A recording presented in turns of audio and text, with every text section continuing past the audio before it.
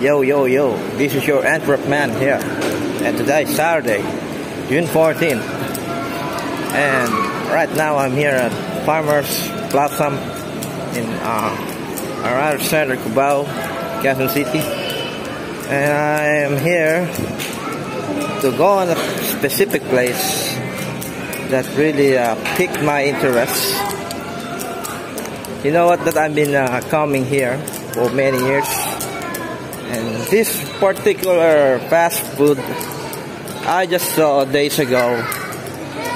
I really don't know that this kind of fast food exists here in the Farmers Plaza, so that's why now I'm here to find it.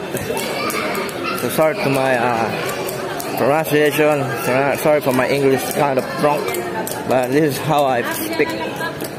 So anyways, let's go back to my real pace. So magtatagalog tayo.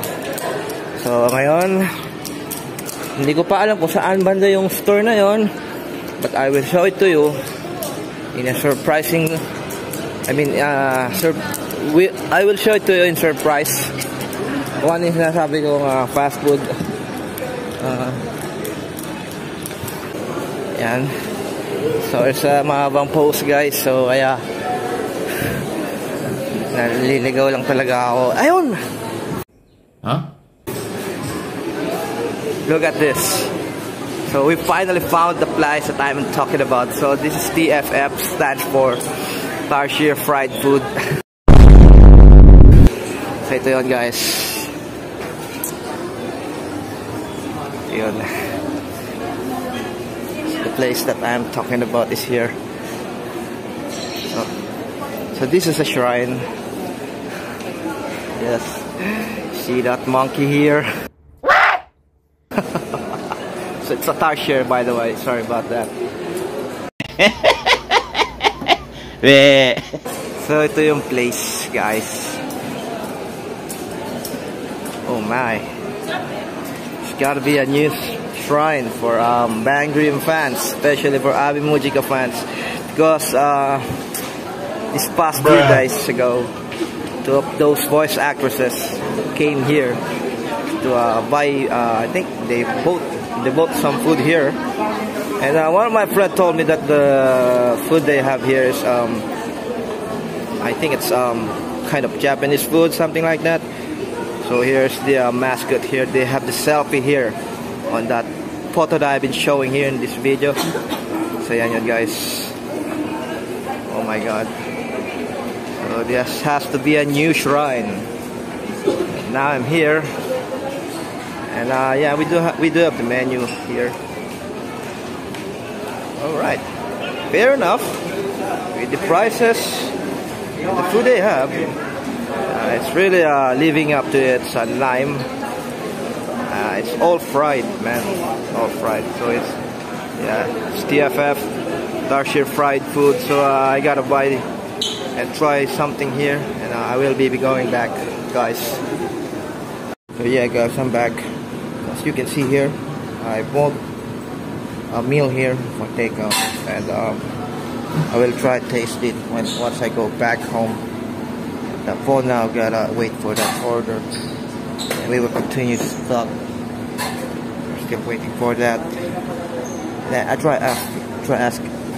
trying to ask the cashier a while ago, and then I asked her. They spotted 2 Japanese women came here a few days ago, but I think she didn't know about it, and I think someone else was on duty when that time happened. So yeah, here am I now, waiting for the order. So I'll be back, guys, once we're down to this part of this area, the mysterious fast food giant. Alright, be right back, guys. So guys, this is a takeout I got from Tarsier Fried Food. I ordered their all-time best-selling, I think it's a beef one, worth 135 pesos. It's roughly $2, more than $2, I think. So yeah, here it is. So I will be going back to the place where we originated. So that's all for now. And I obtained what I supposed to get here. Sorry for my English. Hindi ko na pipilitin, guys. Mission accomplished. We reached the mysterious fast food. The mysterious fast food chain here in Cubao, which is the Tarsier fried food. That's so fantastic. I will be trying this at home and see how it tastes. Gaano kasarap itong nabili natin. Gateway. So it's supposed to be here. So malapit lang pala, guys. Oh my God. Alright. Anyways, we're done. We got what we want to get. So tuloy natin yung vlog. So kwento ko lang ulit kanina. Nung bumili ako, I mean nung nag-order na ako, tinanong ko yung cashier and sabi ko sa cashier, "Ma'am, may bumili ba ritong dalawang Japanese few days ago?" And sabi niya, "Sino po yun?" I think wala siyang idea kung sino.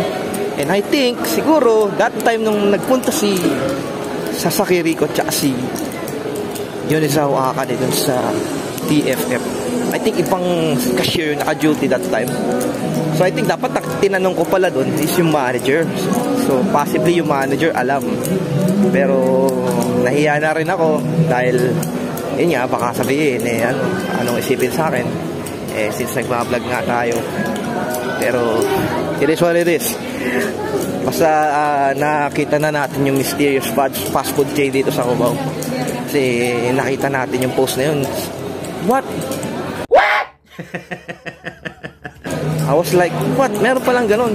Meron palang fast food chain dito sa Cubao na hindi namin alam. Or sa sobrang tagal na mga taon na dumadaan ako dito, meron palang ganun. So today, dinaanan natin siya.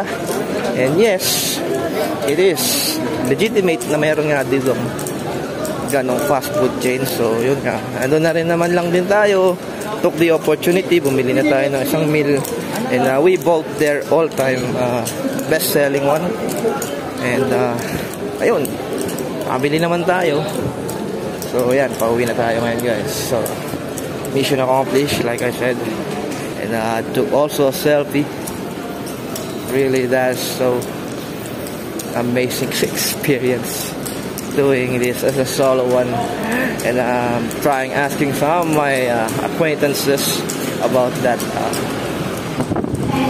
fast food chain. But today I go there as a solo. So all goods. So nandito na tayo sa MRT station. So yun na lang tatapusin ang ating video. So thank you sa mga nanood, guys, and cheers.